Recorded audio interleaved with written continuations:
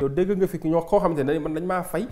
pour may gérer ce qu'on appelle les répondeurs automatiques. boo ci boolee nag di yootu troisième mandat dafay nekk ci une logique qui ressemble plus à la dictature qu'à la démocratie. bu làmbul troisième mandat. yaakaaruma ni dina ko def. nit ñi tey xëyu gi ñu doon am amatuñ ko. dëkk bi ci tar la gën a jëm. ku bëgg jubóog Macky rek ne non ñun ñëpp ay libéraux lañu ñoo bokk bàyyi Ablaye Wade nañ bàyyi Ablaye Wade. juróom-ñetti at mu ne man damaa bëgg ngeen jox ma réew mi. ma defar ko ci bii boor defar ko ci bee boor. la mu waxoon Sénégalais yi def. kon président Macky Sall xam na bu baax a baax que lu muy wax dëppawul ak dëgg. benn kilifa la am ci Sénégal. muy kan Macron. ci àddina bi Macron quoi. Macron bu dee Sénégal jabaram mooy kilifa amul beneen. jërë ngeen jëf mbokk yi ñu am mbégte nu ñu koy defee di leen dégtal seen émission autour du micro tey nag ñu am mbégte di ci dalal Abdoul Mbaye ancien premier ministre nekk président Alliance pour la citoyenneté et le travail ak ñu gis ko mu yëngu trop ci li nga xam ne moo di xew-xew réew mi ñu fas yéene séq ak moom waxtaan président ma jox la kàddu gi nga nuyoog ñu ñuy seetaan. waaw Pape Alé maa ngi lay nuyu di la ziyaare di nuyu itam téléspectateurs yi nga xam ne ñu ñuy seetaan di am mbégte toogaat jàkkaarloog yow ndax mësoon na am waaye doonutoon fii. bi ñu mujjee toog 2STV la woon. carte sur table. carte sur table non teg nañ ci sax seen TV itam. waaye du ma tay di seetaan Dakar Matin. ndax benn information yu bëri yoo xam ne ñun soxla nañ ko dinañ ko ci am. waaye mu wóor ñu ne itam information yu dëggu la te loolu am solo lool ci li nga xam ne lii ñu ngi ciy yëngatu. waaw li ñu ci yëngatu moo di gis nañ démb toute l'Assemblée nationale mobilisée pour def voter code électoral bu bees daanaka bu ne ci ñoom ci gis-gis c'est la production ou le résultat d'un dialogue politique mais mu jaaxal ma man ci benn mbir parce que damay fàttaliku ne sa waajur bu góor jiite woon na lu mel noonu mais ba mu ko joxee Abdou Diouf daf na du ma ci changer virgule mais démb daanaka coow li bari na trop ca lañ daan voté ban gis-gis nga ci am. gis nga li ma gën a jaaxal ndax man fi ma dëkk soriwul ak assemblée nationale. waaye dañu yor assemblée nationale boo xam ne saa yu jógee war a voté alkaati yi fees fa del char de combat yi teew te assemblée nationale warut a doon leneen su dul représentation populaire. kon assemblée nationale Sénégal moom bu waree voté loi boo xam ne bi am na solo ci suñu réew daanaka fokk alkaati yi teew char de combat yi teew protection dikk loolu mu indi ci man xalaat boo xam ne damay fàttaliku élection 2017. élection 2017 ñu bëri fàtte nañ ko waaye liñ ci jàng mooy 47% des votants maanaam agguñu ca majorité indi na Assemblée nationale Sénégal boo xam ne 76,7% des députés ñoo fay teew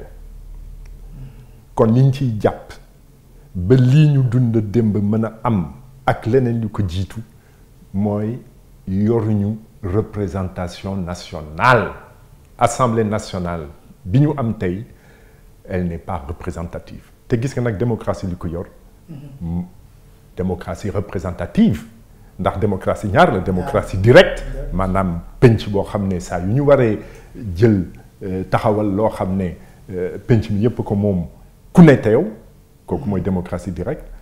démocratie nag boo xam ne ay millions doomu aadama ñoo ca bokk démocratie représentative rek moo fa xaj te démocratie représentative mi ngi wékku ci assemblée nationale nga yor ay député yoo xam ne majorité ñoo leen fa teg waaye suñu assemblée nationale doonut représentation populaire loolu la ñu jëkk jàng la ñu jëkk fàttali mu des li nga wax man dama am jaaxle ba indi sax mu am lu ma bind Sénégal jot nañ fi am ñeenti président de la République Senghor kenn waxatu ko mën nga ko contester waaye nag koo xam ne ki àdduna yépp nangu nañ woon ne c'était un grand homme un grand président am na wàll boo ko war a nangul Abdou Diouf tegu ci Abdou Diouf bi mu gisee ne suñu démocratie am na lu mu ñàkk jógee ci ni ñuy doxalee élection oote na réforme code électoral sama waajur ja yal na ko yàlla yërëm te xaare ko àjjana yore boobu liggéey waaye bi mu génnee bi consensus amee liggéey bi am ba noppi ba ñu yóbbul mbir mi ca Abdou Diouf li mu ci teg mooy virgule duma ko ci changer nii lay demee assemblée nationale ndax lan ndax bëggal réew mi jàmm Ablaye Wade lu ne mën nga ko teg xëy na mu jëm ci moom waaye 23 juin mais dafa wone ne moom c'était un démocrate munoon na def nii Macky Sall di def indi char indi grenade indi fetal ñu rey waaye dafa ne ñëw leen man lii laa bëgg loolu la bëggoon sénégalais yi ne ànduñu ci mu ne kaay leen wane ko sénégalais yi ñëw 23 juin am na ndax Macky Ablaye Wade amoon na ci moom tubaab bi dafa ne comportement chevaleresque grandeur boo xam ne desoon na ci moom mi ngi ci moom ba tey sax parce que man sama papa la mais mi ngi ci moom waaw yow ñett ñu mel nii jiitu la ci fi nga toog tey nga ñëw indi jikko boo xam ne mais boo toogee mais jéemal roy ñi la fi jiitu te sax booy dem nga bàyyi fa wéy bu gën ñi seen yi bos waaye yow nga ñëw benn dialogue national fu mu jógee yow yaa ko oote ko ci wax boo xam ne heureusement ci wolof sax la ko wax ndax lii moom bu ko waxoon ci tubaab dina wër àdduna bi moo ne bàyyi naa ñuuj njaaj est-ce que kilifa dina wax loolu laaj naa la ko en français li mu tekki mooy je cesse de faire des magouilles moo ko wax ci gémmiñam ñépp a ngi taxaw kilifa diine yi taxaw seen représentant taxaw opposition taxaw ndawam yi taxaw mu ne bàyyi naa ñuuj njaaj ndax amatuma troisième mandat bu muy uti mu ne mi ngi oote dialogue ci kaw bàyyi na ñuuj njaaj kon nañ ko nangul am ñu ne nañ ko nangul am ñu ne déet kii kenn mënu ko wóolu ndax dialogue bi muy oote c'est le troisième xam nga dañuy faral di fàtte waaye ñaar jiitu na te saa yu ne fi muy jeexee mooy man lii laa bëgg waaw nga oote boobu oote ñaari at ku ne di ci sonn am ñu ciy sonn plénipotentiaire yi def ci liggéey bu dul jeex ñaari at ñi nga xam ne ñii bëggal nañu Sénégal lu baax nekk bitim réew les représentations diplomatiques ma ràññi ci Amérique jël seen alal jox la ko nga war a fay ñoo xam ne dañuy jógee bitim réew nekk ay experts indépendants bokkuñu ci société civile bokkuñu ci majorité bokkuñu ci opposition bokkuñu ci non aligné waaye seen liggéey la moom la ñu xam liggéey nañ ko feneen ñëw teew liggéeyal la génnee téeméer ak juróomi recommandation ci benn rapport fanweer ak ñaari recommandation ci beneen fan la mujjee juróom téeméeri million ñu dugal ko ci ñaari at ngay naan waaw nañu xaar ba rapport audit yi génn ñu seet naka la ñuy def patati patata lépp ñëw nga ne man li ma neex laay def génnee na kooku sax dañ ko teel a génnee ndax dama jàpp ne am na fi mu fekkoon démocratie te ministre de l'intérieur bu waxee noo wax dëgg bu waxee les articles sont là depuis 92 mais liñ ci soppi depuis 92 ñoom la ba mu indi yàqu-yàqu ba mu indi suñu démocratie dellu ginnaaw. c'est pas la première fois ñuy def ay changements ci code électoral. na bàyyi li et puis dañuy wax yoo xam ne teguñu ko fenn quoi ensuite bu fekkee ne depuis 2004 depuis 1992 yow am na loo ci soppi lu tax duñ ci soppi leneen maa ngi xalaat L31 L32 xëy na ñu dellu si ci ndax dëgg la loolu suñu droit am na lu bëri loo xam ne ñu ngi ko tibbee ci droit français waaye 2010 droit français génnee na ndax amoon nañu lu noonu mel ñu ne lii nañ ko génnee parce que c'est anticonstitutionnel te référence constitution bi ñoo ko bokk la déclaration des droits de l'homme article 8 moo ko bañ ñu ne chef de l'État bon L31 L32 vraiment jaar nañu ñu dellu si ci ndax lu bëri loo xam ne Macky Sall mi ngi koy politiquer jëmale ko ci opposants yi ñu ngi. moo tax ma ne la mën nga ci xuus en même temps c'est important parce que il faut ñu waxtaanee ko. waaw dinaa ci dellu si kon waaye ñu ne chef de l'État warut a doon chef de parti waaye mais bu fekkee ne yow fal nañ la nga nangu ne tu es le président de tous les Sénégalais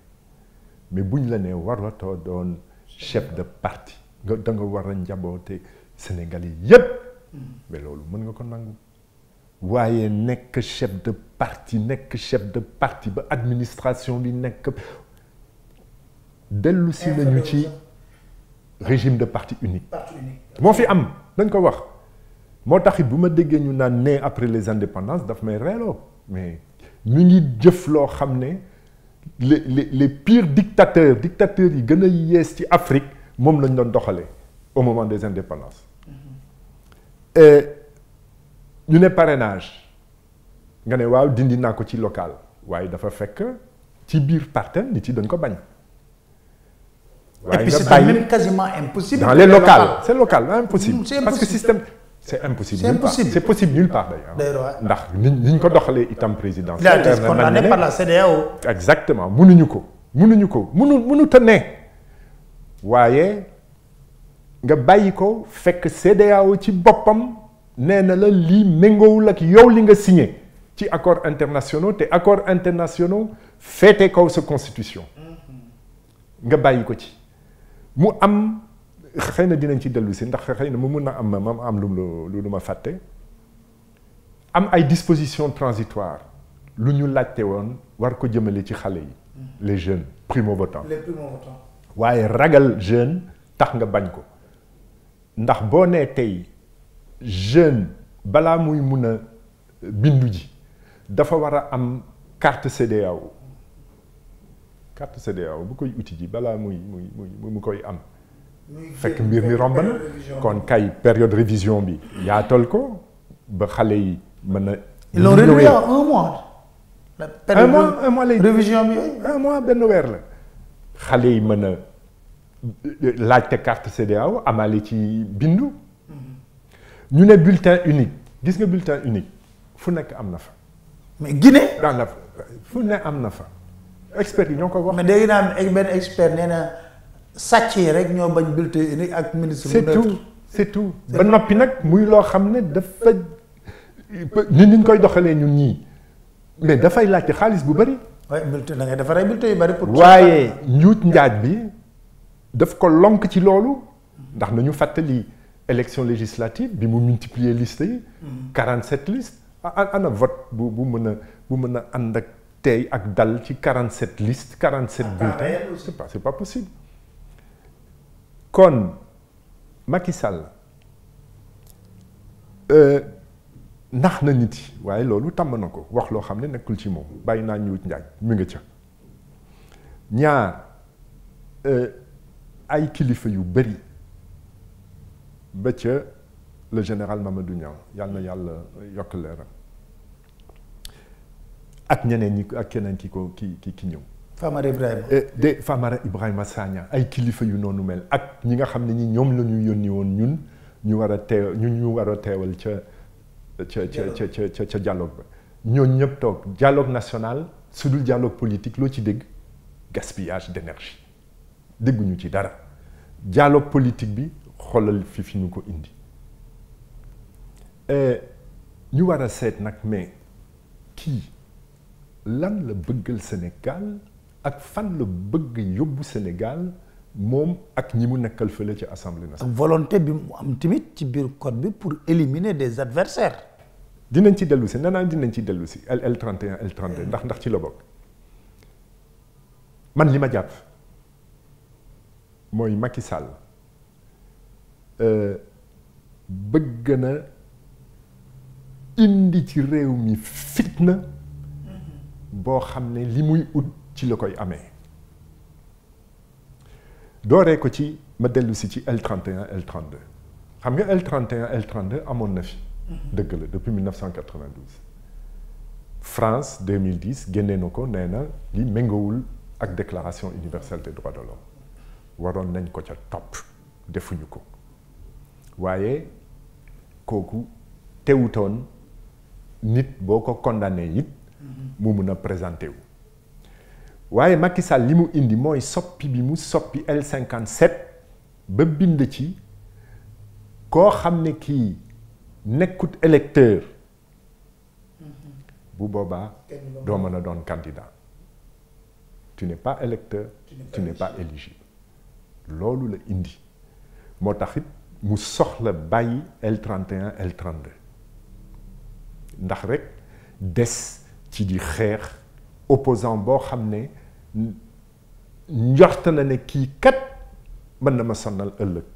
te sonnal bi sax du sonnalu mën na toog fi ma toog sonnal ci élection bu amee deuxième tour dina am ma daal di daal waaye loolu dafa bokk ci lii nara indi fitna ci réew mi waxuma rek ci topp opposant waaye gis nga société équilibre société équilibre démocratie dafa am lu mu soxla boo jëlee njiitu opposant yi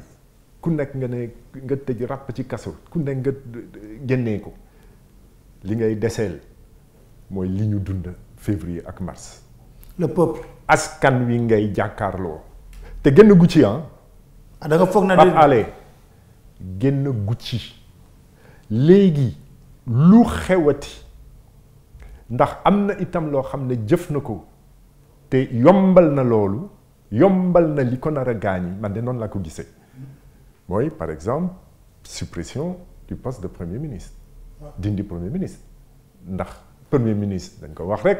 président ak doole bi mu am ci suñu réew premier ministre da nga koy liggéeyal mais doo nekk rival te bu fekkee ne am na lu doxul li tubaab di wax fusible la nga génne ko nga ne moom la woon kon ma indi leneen amatul loolu jàkkaarloog askanu Sénégal jàkkaarloog jeune Sénégal moo ko dese loolu la ñu dund février ak mars te yaakaar naa ne dina dellu si ndax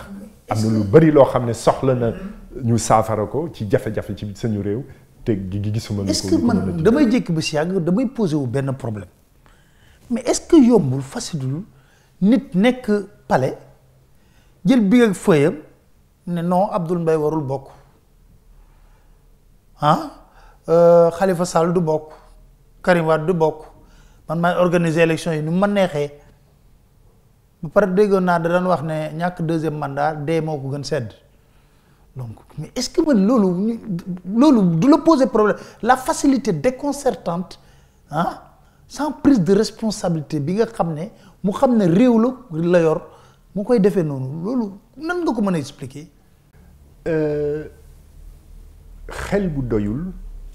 ak jàngat bu doyul man noonu laa ko mën a jàppe tubaab dina ne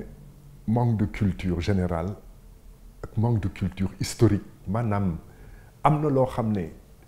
yaa ngi koy dox waaye am na ñu la ci jiitu te am luñ ci dund luñ ci gis boo toogee ne diw dinaa ko éliminer diw dinaa ko éliminer diw dinaa ko éliminer mais yow ndax gëm nga yàlla xëy na booba yaa ngi liggéeyal koo xam ne feeñagul. absolument. mais c'est ça le problème te loolu dund nañ ko feneen. jàpp nag itam ne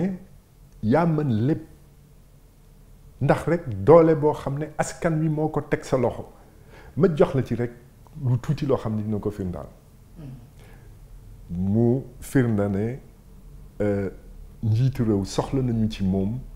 xel ak xam-xam ak jàng man déglu naa le 30 décembre 31 décembre président de la République naan waaw man mooy jot rapport de contrôle corps de contrôle man maay dogal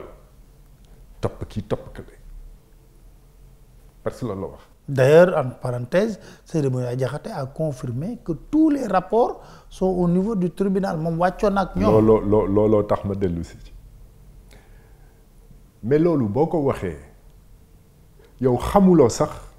lu tax ñu jël rapport yooyu di ko teg sa loxo yow en tant que président de la République xam nga lu tax ñu def ko yow ci citoyens yi ngay liggéeyal ñëpp yow yaa waat. taxaw waat ci sa kanamu askan adduna bi yëpp di la seetaan nga ne waat naa ci kanamu yàlla ak ci sama kanamu askan ne dinaa doxal yoon dinaa góorgóorlu ba ñépp doxal yoon waaye munoo fàtte itam ne nul n'est au-dessus de la loi kooku c'est un principe de base kooku du di alors ngay jàpp ne yow comme am nga doole buñ la joxee rapport ne la toppal kii ci yoon ndax waat nga ne di nga ko jëf yow nga ne non nga yem ci am naa doole am naa sañ-sañu dossier bi du dem. bay diingat sax of na. ah mais c'est incroyable waxuma loolu nga waat loolu ba pare di topp nit moom nga doon wax sànq kii xam naa ne deful waaye nañ ma ko toppal ba mu génn. bañ a bokk ci compétition mais man li Macky Sall ñeme man xam ma fan la ko teg mais nag Sénégal man day te dëmb sax barke dëmb la ma gën a leer yaakaar naa yàlla teg na Sénégal nattu ndax nattu bu tiis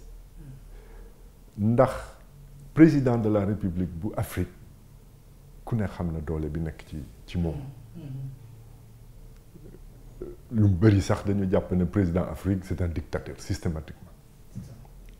mais son meilleur ami c'est Denis Sassou Nguesso. waaye président bu ñuy mel président africain nga boole ci njuuj njaaj bañ a ragal yàlla. mais Sénégal est en danger man de loolu wër na ma te toll naa tey foo xam ne yaakaar naa ne Macky Sall ci kaw li mu dund février ak mars li mu jiital mooy fayonto. bon nga foog ne dafa war a parce que dégg naa ko muy wax ne li fi amoon dootu fi amati c'est fini. man. bi mu waxee je vous ai compris ca ëllëg sa laa dajale sama gars yi ne waa ji xam naa ko ñu ngi jëm ci fayantu lii nga fàttali dëggal ko Macky Sall jàpp na ne war ci jiital Ousmane Sonko opposition bi yëpp topp ci jeunes yi doon manifester itam jàpp na ne dina leen duma bu metti bu gën a metti li am février mars ndax février mars man ci li ma jàpp pour lui y a pas eu assez de morts. pour lui y a pas eu assez de morts. réorganisation bi ngay gis ci police ci gendarmerie du ñàkk ci armée man de xëy na mu doon leneen de waaye ki ma xam yàgg ko jege lool nekk ak moom. loolu bëgg naa après dañ ci ñëwaat. et il veut donner une leçon moo tax it sëriñ yi lu ñu mun ci ñaan dañ ko ñaanal Sénégal surtout ci weer yi ñu nekk muy Zul Hijja dañ ko ñaanal Sénégal ndax suñu njiit yéenewul jàmm Sénégal suñu njiit fitna la bëgg ci kaw mën a fayu ak indi li nga xam ne di moom la bëggal boppam ak ñi mu àndal muy Benno Bokk Yaakaar jiital ci ñi nga xam ne ni. alors ci loolu am na beneen loi aussi sur le terrorisme bu soulever débat tamit pour yow dafa. gis nga la loi sur le terrorisme ci gàttal amoon na fi. bien sûr amoon na fi mais lu tax ñu indiwaat ko. réactualiser ko. dañ ko indiwaat ndax dañu bëgg ndax réew bu nekk am na loi antiterroriste am na loi anti-casseur waaye ñoom li ñu bëgg mooy casseur maanaam xale buy jóg di sànni xeer di toj ay vitre ak di sàcc sa saaku ceeb ñu mën a wax ne kii terroriste la teg ko li ñuy teg terroriste loolu li mu firi mooy boo toogee ba ne Macky Sall ni muy doxalee neexuma nga ne damay manifester ndax constitution may na ma mën a manifester Macky Sall ne du fi amee nga gàddu xeer di sànni nga xiif ndax looloo am démb en février mars xiif toj magasin génne saaku ceeb di daw dañ lay ciy jàpp mën la ci tëj à perpétuité waaye du yemul foofu képp koo xam ne oote woon na ne nañu manifester nga oote ci rajo walla nga oote ci réseau social mën nañ la ci jàpp itam tëj la à perpétuité loolu bokk na ci liy waajal li mu nar le chaos. Attention il faut nit dañu war a xalaat jéego bu mu teg war nañu jéem a xam lu tax mu koy teg te ca loolu la jëm loolu la jàpp war ko def. Donc il est résolument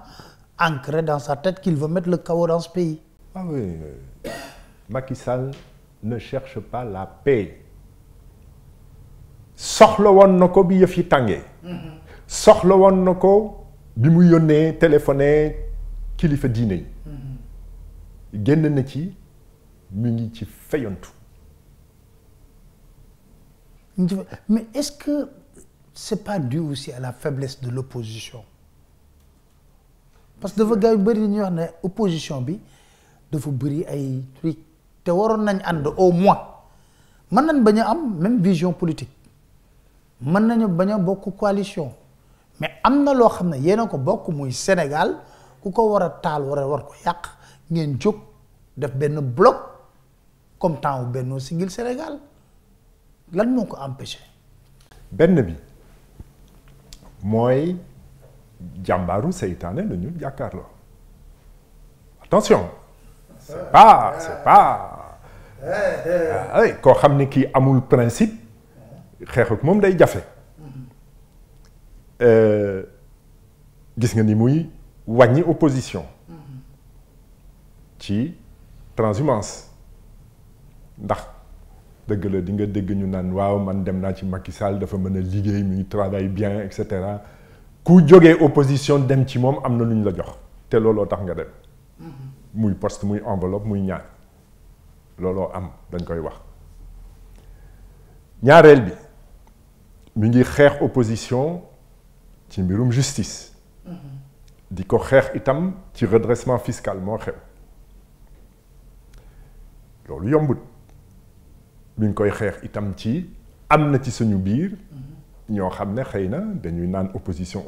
rek ba bés bu ñuy dem fekki ko. Ils sont beaucoup plus proches même de Macky Sall que de l'opposition. loolu am na mu am itam ci biir opposition bi lu ñàkk mu am ay xëccoo ku ne bëgg a feeñal sa bopp waaye day gis nga daje bi ñu amoon dimanche. bi ma jëlee kaddu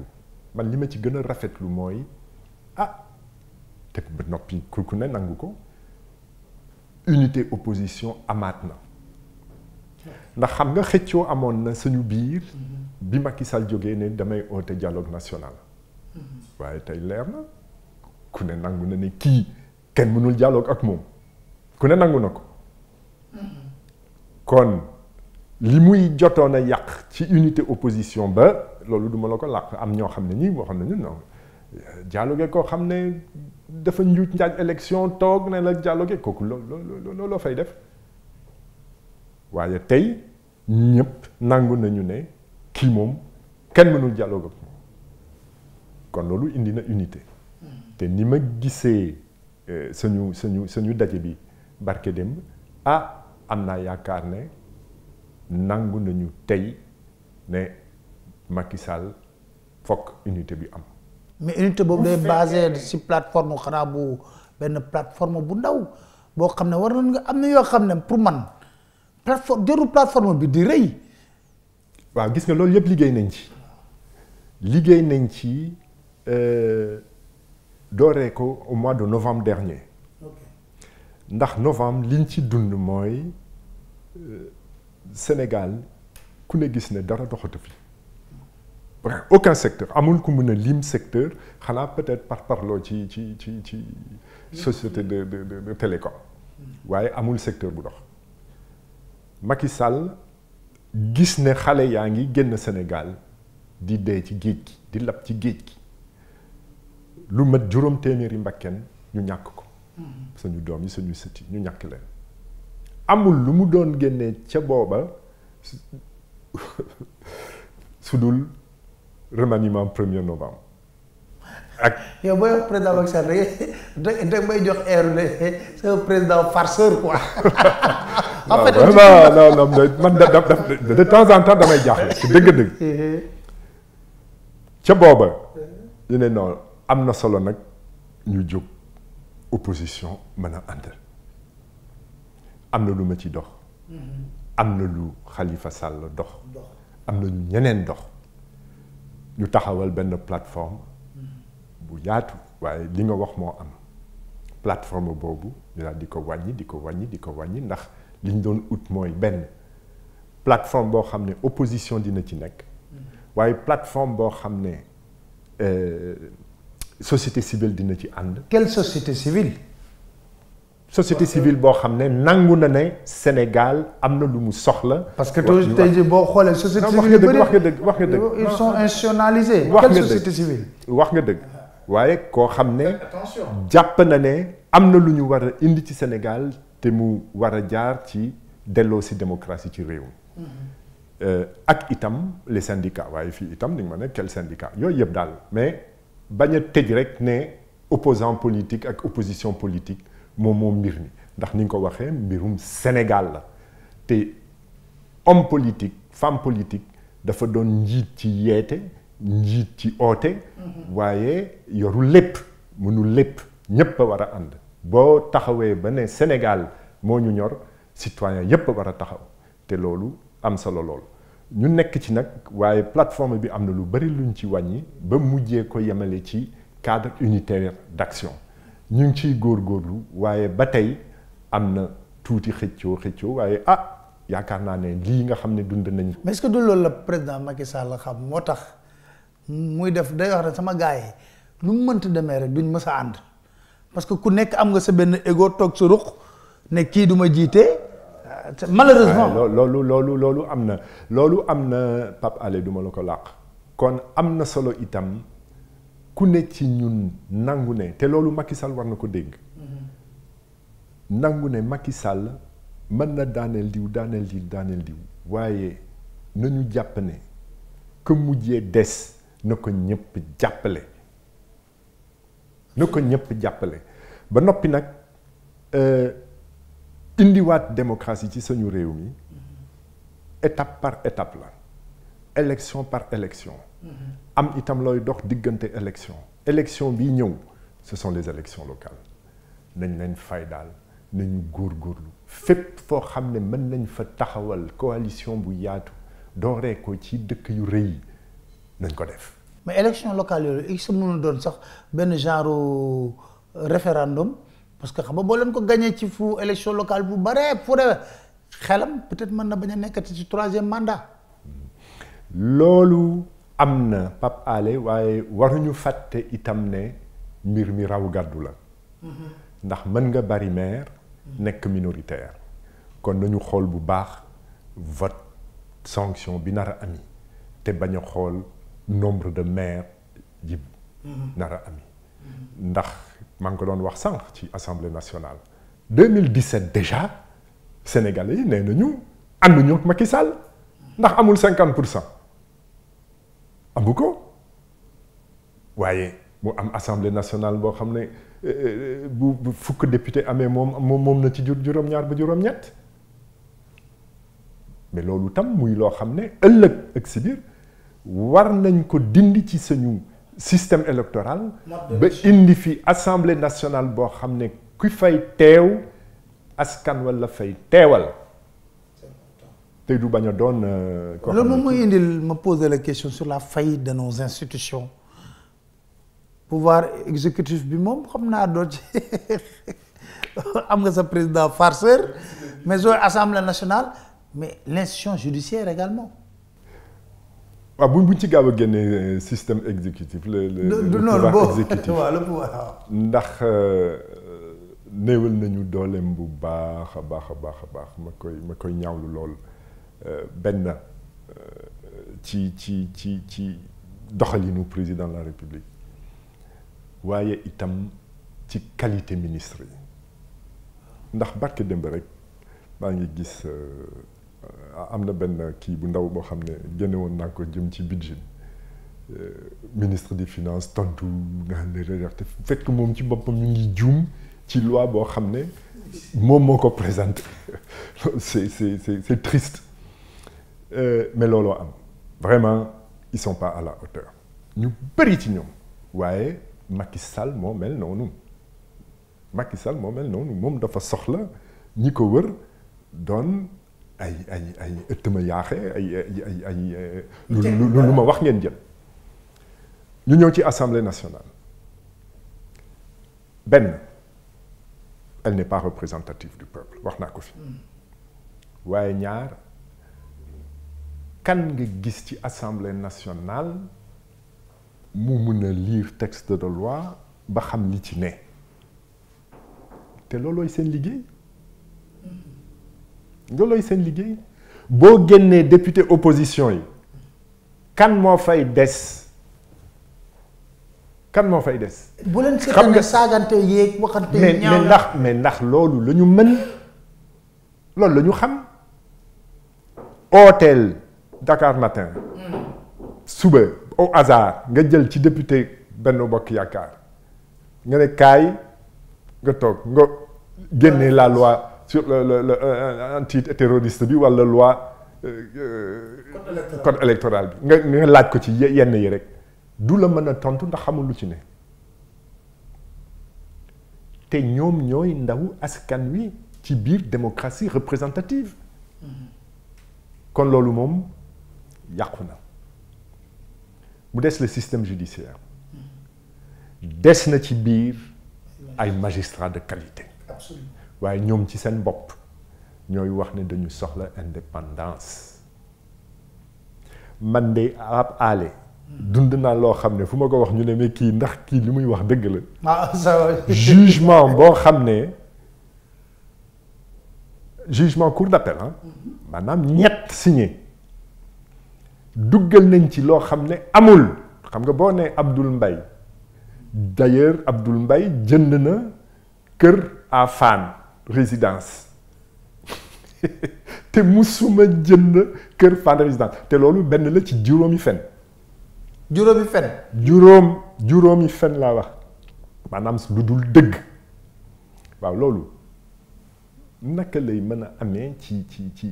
réew boo xam ne suñu justice nekkoon na fi loo xam ne fu ne ci àdduna bi ñu ngi ko doon roy fu ñu soxlaan de grands magistrats waxuma Afrique waaye Europe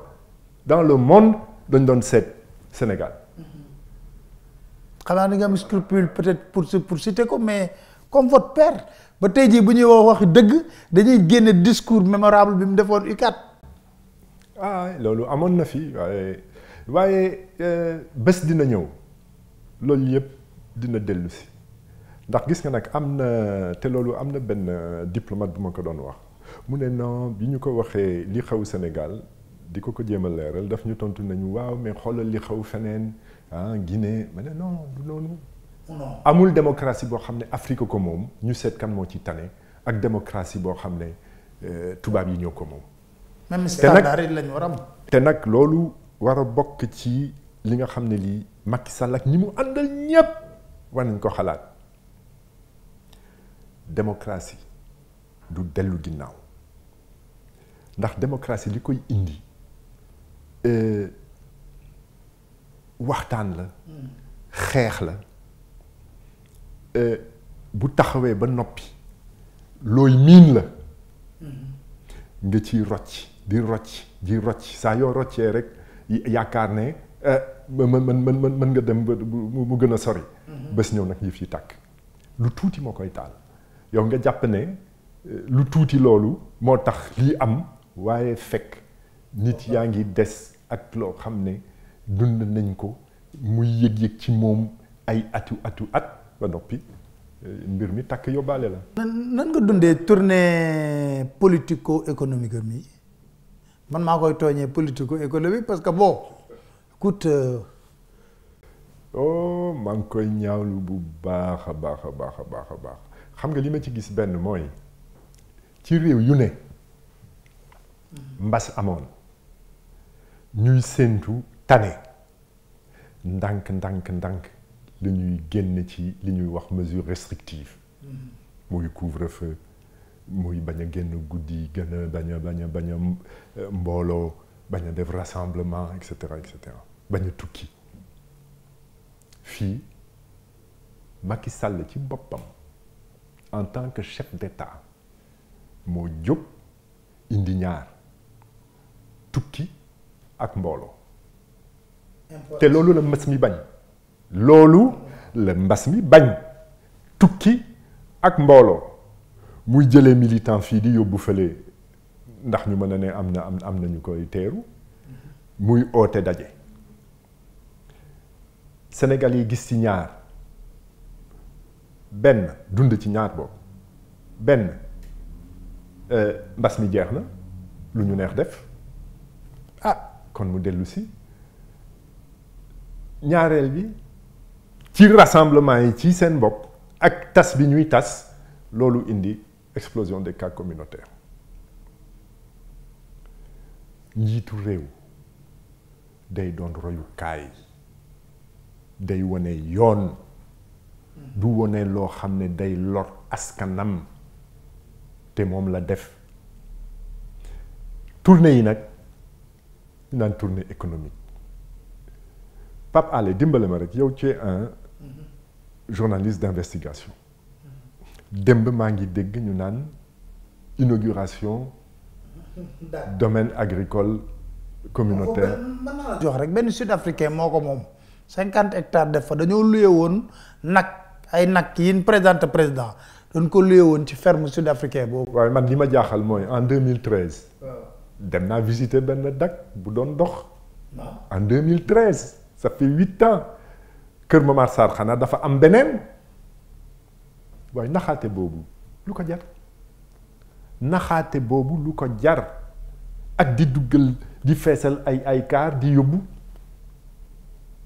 ba noppi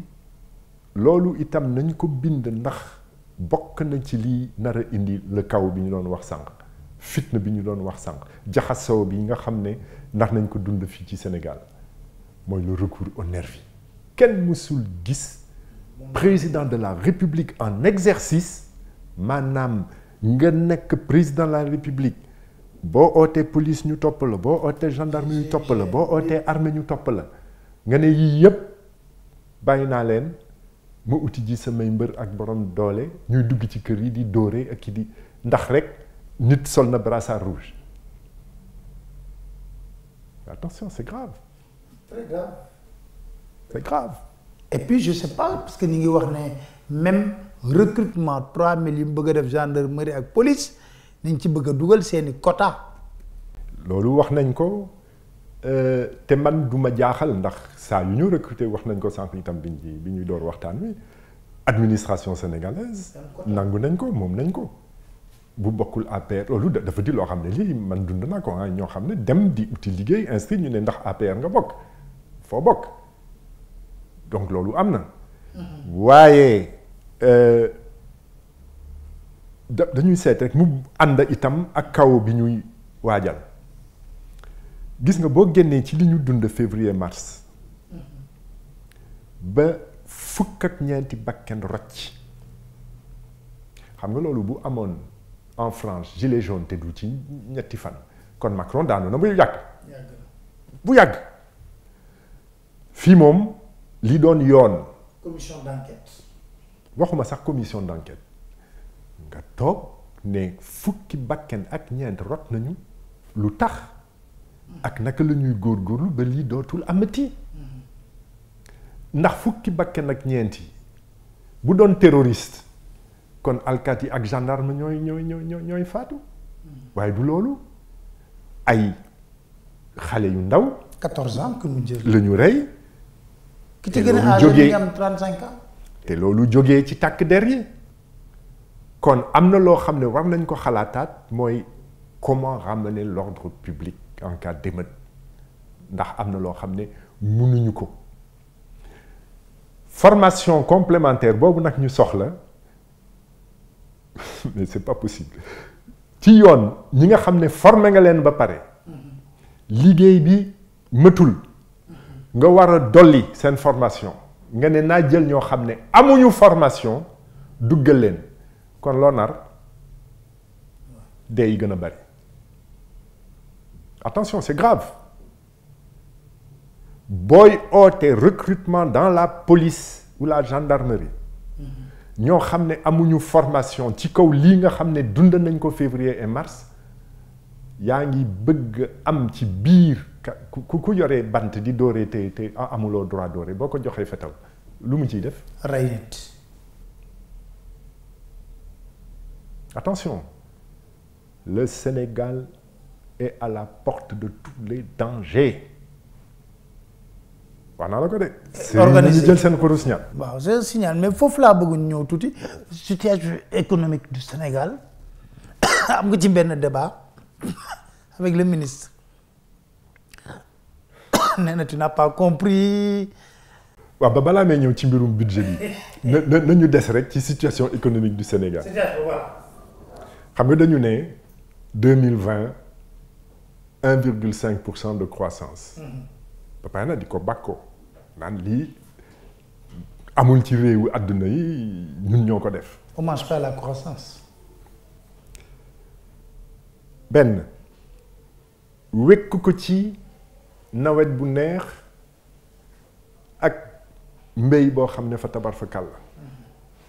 campagne agricole extraordinaire moom la ñuy wax noonu la ñuy wax sax mais loolu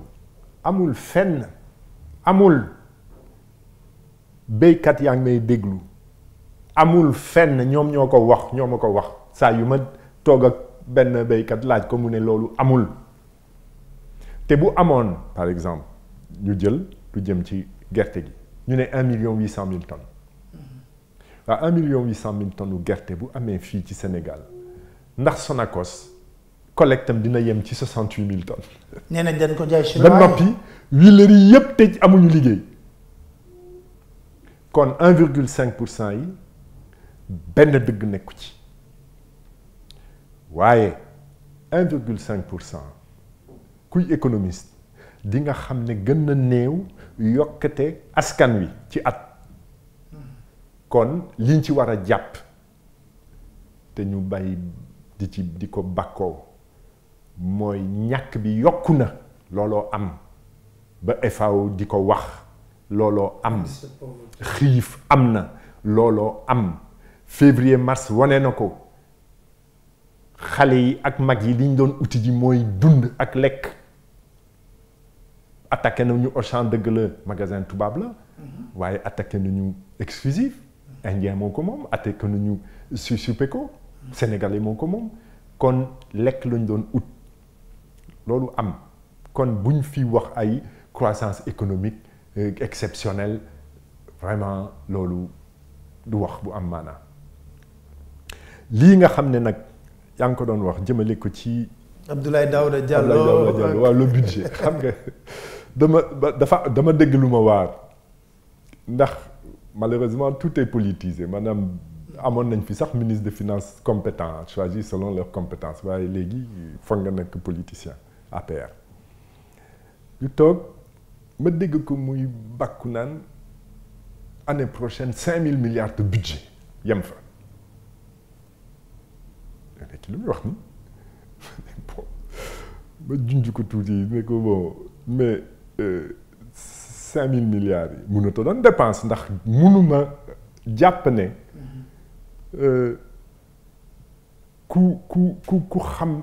koom ku xam management di ngay bàkkoo dépense bu yokk ci réew moo xam ne sa déficit bu doon benn daaw yokkate am na ci muy ñaar benn la woon doon na ñaar kon li ngay jël ci recette doyul ngay bàkkoo dépense mais man mi mën naa taxawal budget 5 milliards de dépenses ne l'année prochaine man 5 milliards laay jaay mais fan laa koy jëlee ngay jëlee 5 milliards voilà bi ma waxee loolu nag ba pare ne 5 milliards yi moom du yëfu nit wax ko du yëfu nit ndax benn kenn du bàkkoo dépense ak ñaar budget mënul àgg 5 milliards ci at miy ñëw ñu tontu daal di ne Abdoul Mbaye la légèreté waaye ci tontu bi mu am ci biir jumte bu rëy ndax soxla woon àgg 5 milliards indi ñu yokk ci li ñuy wax amortissement de la dette te loolu génnee nañ ko ci budget mais ma koy ñaawlu ndax ministre de finance nañu am ci moom compétence mu yem fa waaye bu fekkee ne jiital na yëfu politique yu nii mel lay def. mais ñoom dañuy wax seen signature dafa baax fu ñu dem lépp ñu lebal leen eurobond bi am nañ fa endettement bi tiitalu la. mais évidemment que tiital na ma man 2017 laa bind. 2017 laa génnee note. ah oui mais attention fi ñu jëm ndox newu fa de leb bi bari na bu fekkee ne sax yaa ngi leb loo xam ne dina mën a bokk ci liy fay bor ba xayru loolu mooy endettement bu baax waaye leb di ci jënd ay avion ak ay terre. mais avion bi terre moom ku guddul fan doo ko fekkee avion bi man. Et puis comment se fait-il que dans ce pays-là il y a tellement de scandales mais ça passe vite quoi. waaw mais man daf ma jaaxal ndax du ma wax kan waaye am na sa ay collègues mu wax mu ñëw dama waaw mais avion bi c'est une dépense de souveraineté mais wax boobu man wax la mais stylo boo ko jëndee ci budget état ba mu mun a tax état di fonctionner mais c'est une dépense de souveraineté li ñuy wax kay mooy yow président de la république askan wi dénk na la alelu Sénégal ci budget waaw lan la ñuy xaar ci yow y a que des priorités tout est urgent c'est l'ancien premier ministre qui parle li des mooy lan mooy taamu ci biir li ngay jiital priorité waaye yow réew boo xam ne yow ci sa bopp yaa ngi naan fokk nit yi ñàkku waaye amuloo vaccin. rupture. nee na 2022 dinañ defar vaccin. nit yaa ngi feebar oxygène mbas mi moom oxygène moo lay yor. bu fekkee ne professionnels yi nee nañu ça manque de vaccin. amul man gisuma secteur boo xam ne soxlawul ndimbal ngay jënd avion 60 milliards ak di nekk ci ay scandale de en mars scandale bi ma gën a metti mooy les fameux poteaux électriques en béton la poteau boo xam ne 200 000 francs lay jar. Auto non c'est pas Fondroche ça c'est les lampadaires. man poteau électrique Excelec laay wax. ñu facturé ko 14 400 000 benn poteau maanaam poteau électrique béton mu doon njëgu kër ministre des finances bañ boobu marché nga yónni Mohamed Boun Abdallah Dionne mu dem uti ji ko sous le prétexte de l'urgence commission ARMP mais looloo fi am ñu ngi bumbaay looloo am ñu ngi nguuru looloo am ñu ngi topp seeni bakken seen bànneexu bakken fekk sénégalais yaa ngi dee ci hôpitaux yi xale yaa ngi dee ci géej gi mais loolooy priorité ku ne war a yëg ne lii nga jàpp muy priorité li doon yoon mooy avion bi nga amoon nga jaay ko jël alal bi dugal ko ci budget bi ñuy wax ngay jënd avion bu bees boo xam ne fi ngay dem di jooy naan dimbale leen ma bor bi bari na te moom moo ko leb bor bi bari na wàññi leen ko annulé leen ko ñooñu sañu ñu jënd lu mel ni avion bi ngay annulé l'achat d'un avion. Macron a annulé l'achat d'un avion. Exactement. ñuy wax oto nga ci duggal 1 milliard may bañ 1 milliard ñaar xaw ma ñett parce que alors politique de l'emploi bi nga xam ne mi ngi koy prôné foog nga ne dina am résultat. gis nga loolu itam teg ko ci xam-xam bu doyut ndax gouvernement lëmm di juum ci politique de création d'emploi ak politique d'insertion d'emploi c'est une catastrophe gis nga création d'emploi ni ngay doxalee sa koom bëgg indi koom-koom moo koy indi léegi nag emploi di jur di gën a bari ku nekk war ci am wàllam les plus âgés les moins âgés waaye ngay yombalal xale yi ndax am na loo xam ne gën na jafe ci ñoom waaye toog rek ne damay créer des emplois de jeunes bu nekk war a mën a doon entrepreneur mais c'est des histoires ça c'est la catastrophe te ñaata yoon lañu ko fi jéem ba wax la dara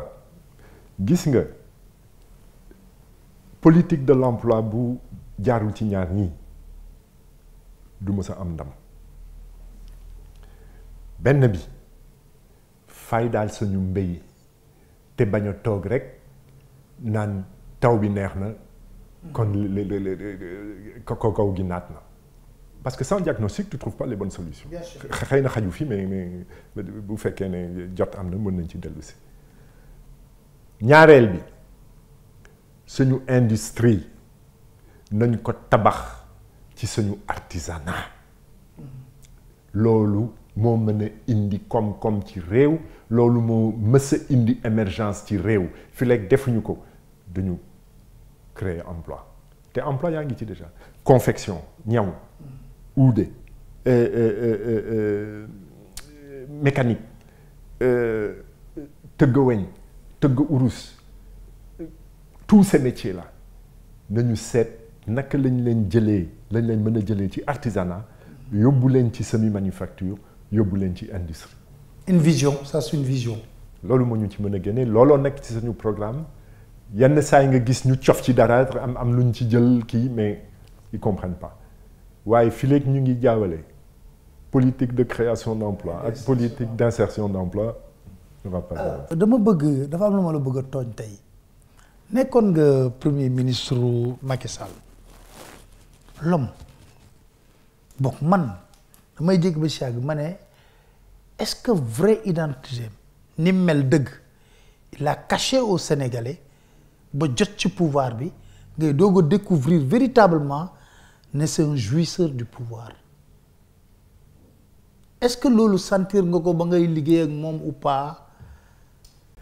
écoute Pape Alé dëgg rek a tax may wax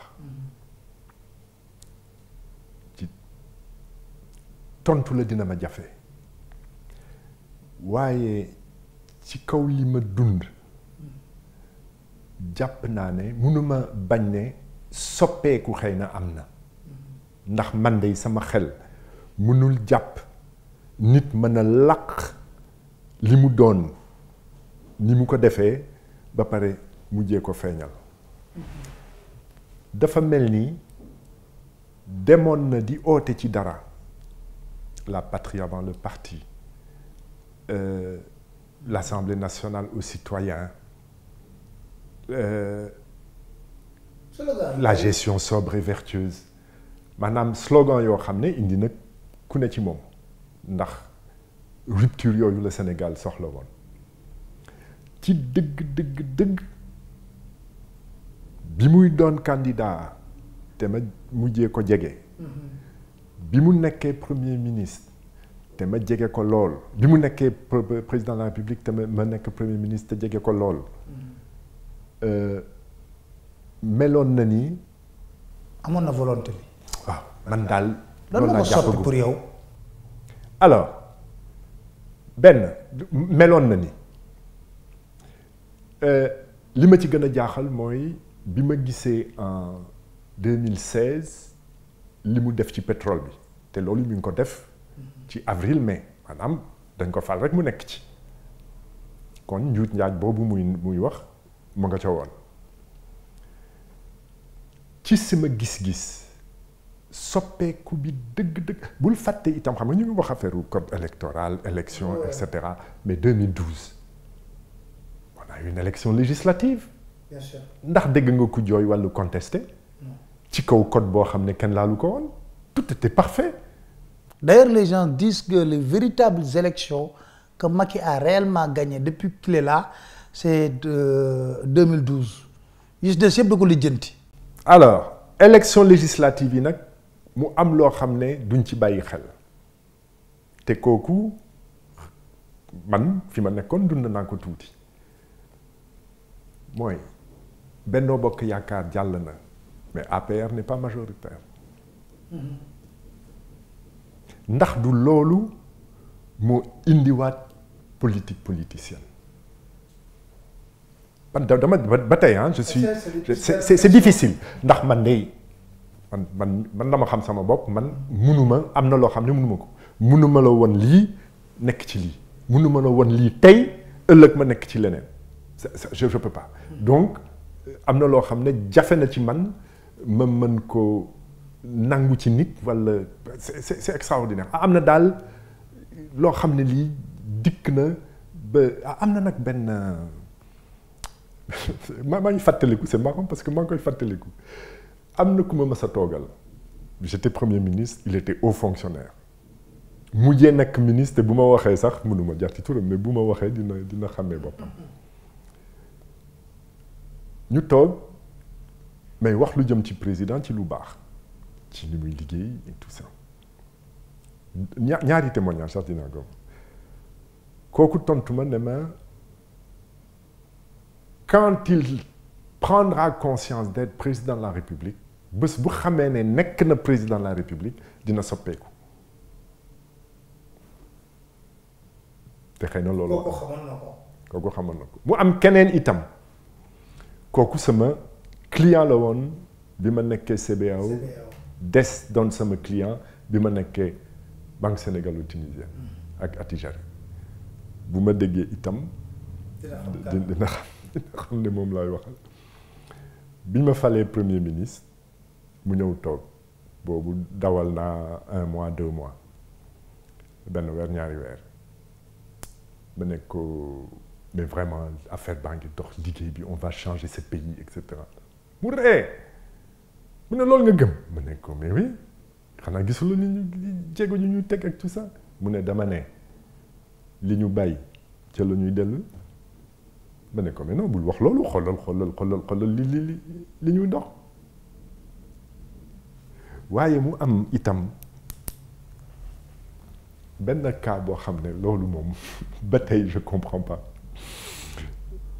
xam nga président de la République bi mu toogee ba ne ci boobu mu ngi candidat mu ne dinaa wàññi njëgu dund et c'est d'actualité ndax gis nga li ñuy dund tey ñi nekkoon ca nguur ga ñoom Abdoulaye Wade ak ñi mën a àndal ne lii mënut a am dafay wax rek du dëgg mu am lu mu am fu ma ko bindoon ndax ci maa ngi ko doon conseiller bi ñu toogee ma jiital ci lépp wàññi njëgu dund ndax campagne électorale ce sont des promesses président de la République tu tiens tes promesses maanaam ni nga xam ne li wax nga ko ne di nga ko jëf nga jëf ko ñu nekk ci wàññi diwlin wàññi ceeb wàññi suukar bi nag dëgër waaye ñu mujjee ko def ci kaw lan suukar bi jógee bitim réew buñ ko jox CSS nañ ko jox ay sénégalais loolu logique d'ailleurs ñu wàññi njëg mi CSS dëgër ci ne non lii ñu ne may gaañ ne non yow li ngay jaay li ngay liggéey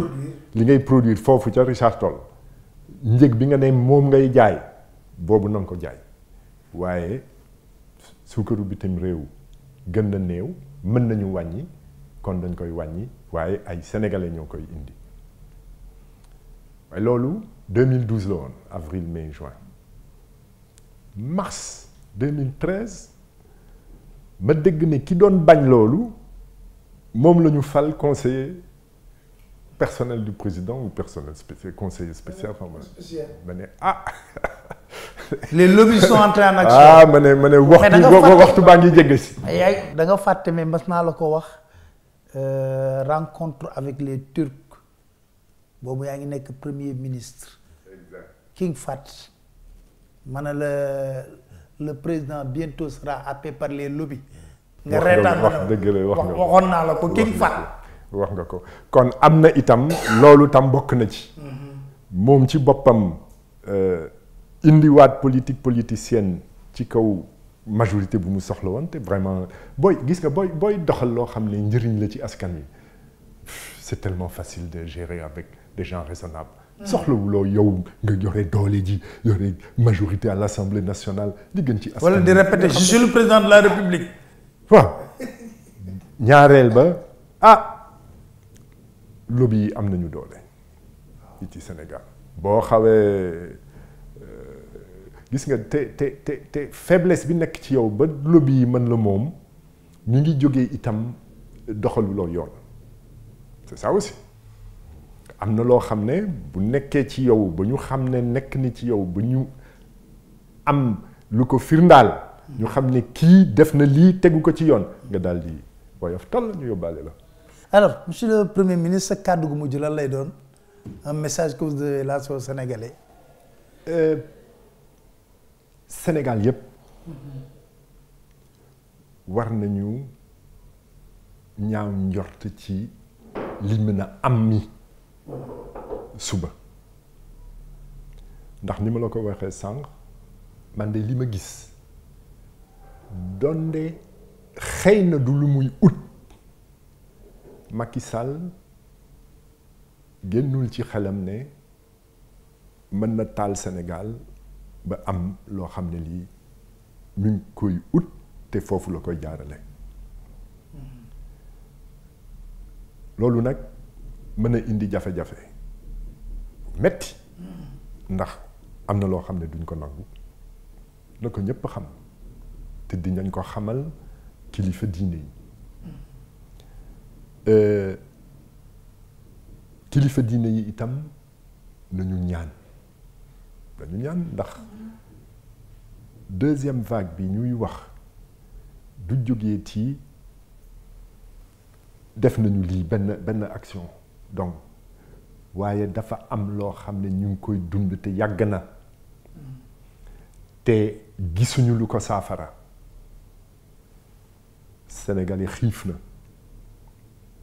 ñàkk na Sénégalais ñàkk na mais ñàkk na yaakaar itam attention ñàkk yaakaar nga teg ci kumba am ndey kumba amul ndey daa ngi bëgg a taal dëkk li doon yoon te loolu Macky Sall moo ko moom mooy mu xam ne am na loo xam ne mënu ko saafara ci benn at ci ñaari at mooy li ma doon liñ xiif ak indiwaat yaakaar day jafe ci moom te soxla na ñëpp ànd ceeg moom di ci xalaat mu xam ne munu ko mu des lan seddal bañ a indi fitna kon opposition am na wàll kilifa diine yi am nañu wàll Macky Sall itam am na wàll. Très bien Abdoul Mbaye maa ngi lay sant di la gërëm si teew bi nga teewoon tey ci biir émission autour du micro may fàttali yow yaay président Alliance pour la citoyenneté et le travail ACT di leen sant di leen gërëm di leen dig daje ci beneen émission autour du micro incha allah jërë ngeen jëf.